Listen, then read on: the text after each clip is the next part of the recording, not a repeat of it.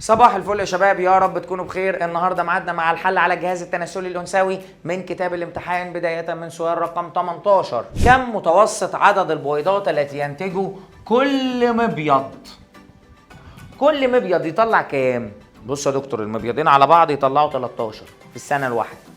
كل مبيض يطلع كام؟ يطلع 6، بحيث ان الاجمالي 6 من هنا على 7 من هنا، 7 من هنا على 6 من هنا، يعملوا لنا ال 13 بويض.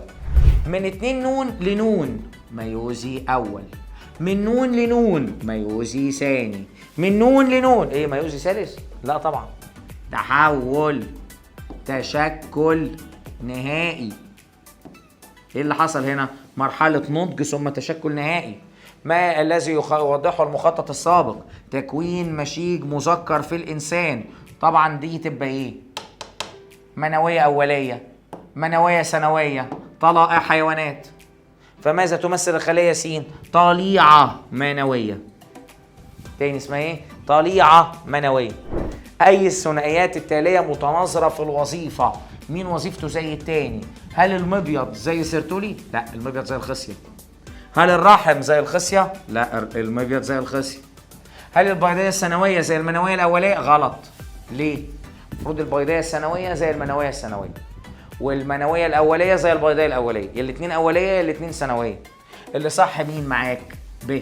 حويصلة جراف بتطلع الهرمونات المسؤولة عن ظهور الصفات الجنسية الثانوية، والخلايا البينية برضو بتطلع هرمونات المسؤولة عن ظهور الصفات الجنسية برضو الثانوية. يبقى وجه التشابه واللي متناظرين مع بعض هما ب، كلاهما افرازهم هرموني وجنسي. انتهت جزئية واجب النهاردة. اتمنى يا رب تكون الدنيا معاك سهلة سلسة، بحيث ان واجب المرة الجاية ان شاء الله يبقى بيكمل معاك جزئية الجهاز التناسلي الانثوي بالحل على دورة الطمس.